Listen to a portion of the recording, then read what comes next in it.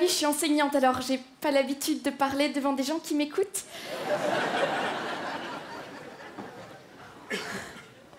Enfin, en fait, pour tout vous dire, moi j'ai commencé à parler à partir de l'âge de 18 mois et demi.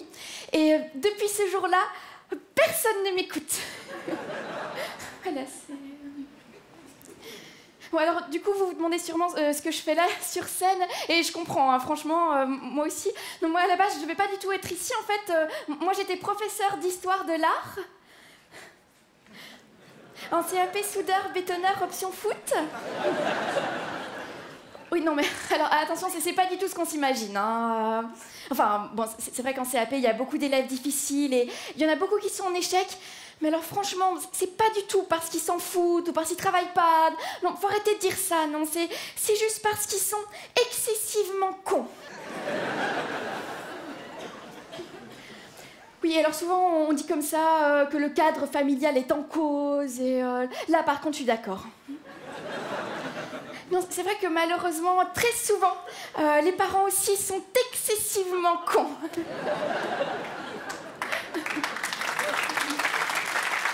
Mais ça va, les élèves, franchement, ils sont cool, hein, ils sont gentils. Oui, parfois, ils me laissent des petits mots sur le tableau. Pute, grosse pute, sale pute. Bon, c'est gentil, ça veut dire qu'ils me considèrent un peu comme quelqu'un de leur famille. Oui, alors par contre, un jour, le petit Kevin et son frère ont écrit « Va te faire enculer, salope !» Voilà, bon là, j'ai quand même appelé le directeur, hein, parce que quand des élèves arrivent comme ça à faire des phrases entières...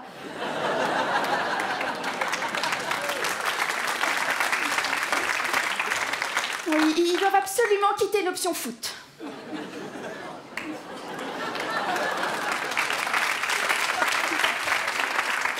Mais malheureusement, récemment, ça a été vraiment très très dur pour moi émotionnellement parce que... je vous explique, en fait, c'est une bête histoire. Un de mes élèves s'était fait renverser par une voiture.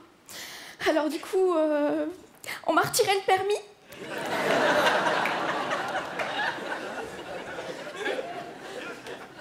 Et le directeur de l'école a décidé de me virer. Oui, mais je me suis pas laissée faire. Non, non. J'ai été le voir dans son bureau, cet enfoiré. Je l'ai regardé droit dans les yeux comme ça. Je lui ai dit... Papa,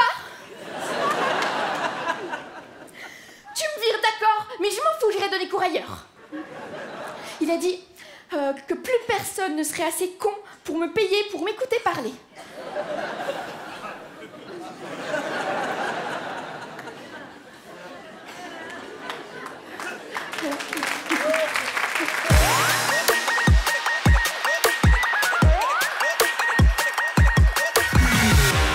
Bonjour, vous allez bien? C'est cool. Moi, ça va correct, là. Mais je suis comme tombée sur un roi de la route cette semaine. Vous savez de quoi je parle, le roi de la route? Oui, OK, il y en a qui savent de quoi je parle. Ceux qui savent pas, c'est un gars, tu sais, il est hot. Tu sais, il est hot, il a un gros VUS. C'est Dieu en personne qui a donné son permis. Tu sais, il peut faire ce qu'il veut, là. Tu sais, lui, il attend pas aux lumières rouges en file avec tout le monde. Non, il se met à droite puis il coupe tout le monde. Puis là, il roule à peu près à 20 km/h sur la ligne pointillée, bien tranquillement, pour imposer son rythme de vie. C'est comme c'est ma route, c'est ma vie, oui. Je parle au cellulaire en frenchant ma blonde en même temps, oui, c'est ma vie. Pout, ôtez-vous de ma route, bande de prolétaires, c'est ma vie. Lui, OK? Et je l'ai vu faire quelque chose. Si jamais vous avez déjà fait ça, applaudissez-vous pas, OK? Il y a un piéton qui traversait la rue où il n'y avait pas d'affaires, puis il a accéléré. C'est comme pour lui dire, c'est moi le boss, c'est ma route, c'est ma vie. Tu sais, ôte-toi de là. Moi, j'étais comme, ben voyons. Tu sais, même si ton pare-brise en avant, là, il y a un contour en plastique avec une vitre dans le milieu, c'est pas un écran de TV, là. Le monde que tu vois à travers, c'est pas des comédiens puis des cascadeurs. Si t'en frappes un dans les genoux, il fait pas un vol plané dans une pile de boîtes en carton, puis après ça, il s'en va dans sa loge enlever son faux sang. Non, il meurt. Puis même si le piéton, il est dans le tard, là, il n'y a pas d'affaire là, OK? T'es dans une boîte en métal, il est en jeans, t'as gagné.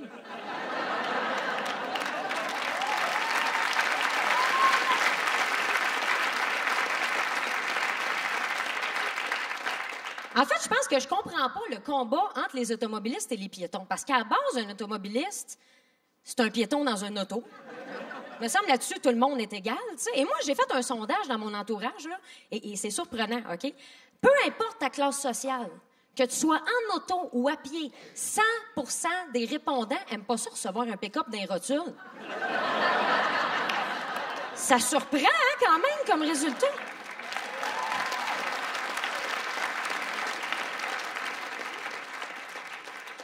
Mais je comprends qu'on soit devenu déficient au volant. Tu sais, je le comprends. Chaque année, sur l'île de Montréal, il y a 18 000 nouvelles autos, mais aucune nouvelle route.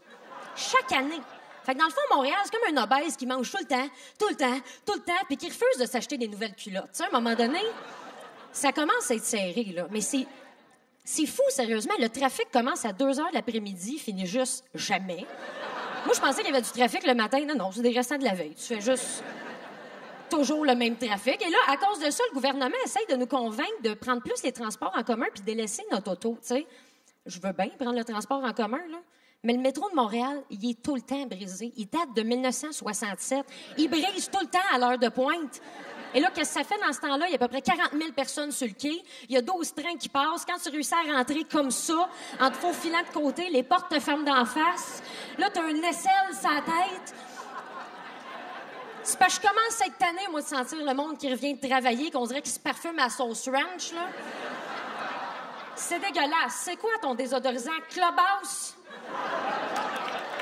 Ça n'a pas de bon sens, le métro, parce que moi, je veux pas me ramasser comme au Japon. Y en a-tu déjà qui ont vu les vidéos du métro au Japon?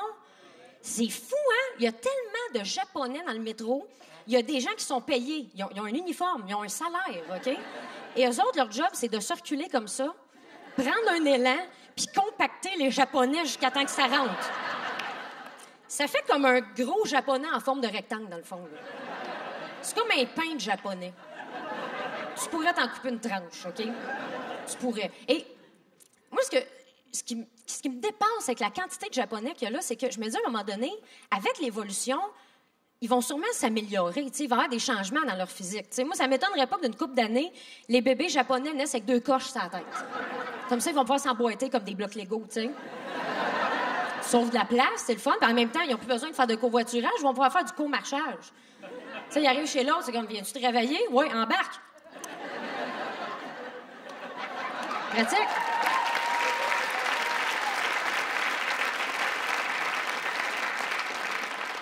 Et je sais pas s'il y a des Japonais que ça fait pas longtemps qui sont arrivés au pays puis qui ont encore la mentalité du métro japonais puis qui ils sont toujours comme à l'affût, mais surveillez-les de très près dans le métro, OK?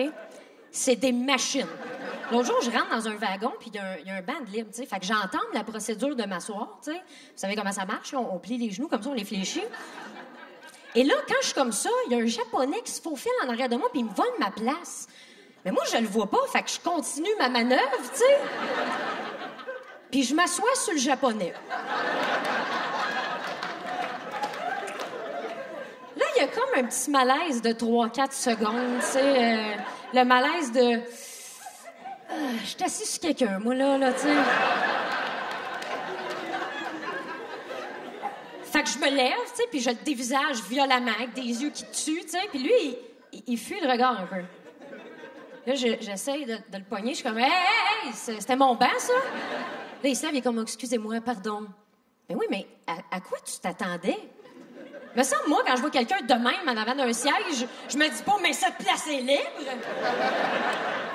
sais, quand tu peux utiliser le mot s'insérer au lieu de s'asseoir, là. Comme dans la phrase, s'il vous plaît, veuillez vous insérer ici, s'il vous plaît. Non, n'ayez pas peur de la fourche qui fonce vers vous à 20 km/h. Cette place est libre. Fait que le confort dans le métro nous donne pas envie de délaisser notre auto. T'sais, on a quand même le goût de la prendre. Mais moi, j'ai une bonne solution pour réduire le nombre d'autos sur les routes. C'est simple, il faudrait que les autos soient moins confortables. Parce que moi, dans le temps que j'avais mon auto de marde, OK, qui calait à chaque coin de rue, toutes les portes étaient gelées l'hiver, il fallait rentrer par le coffre en arrière. La suspension était finie. Si j'avais le malheur de pogner un trou avec un café dans les mains, je m'ébouillantais au 3e degré. Quand j'avais cette auto-là, ben je le prenais, le métro, tu sais. Parce que là, on est rendu avec des mini-maisons. Nos autos sont trop confortables. On a toutes. T'as une prise à iPod, t'as le cellulaire intégré, t'as le volant, le miroir, le banc chauffant. Il y en a qui ont des coffres à gants frigidaires. Il y a des écrans DVD, c'est parce que t'es plus dans un auto, t'es dans ton salon, là, tu sais. T'es assis, bien relax, tu te chauffes de partout. Tu t'endors presque. Tu te pognes un petit rafraîchissement. Il y a un petit film qui joue en background. Puis là, bang, bang, bang, tu te fais couper par des chars dans ton salon. Tu sais, je comprends qu'on devienne agressif au volant.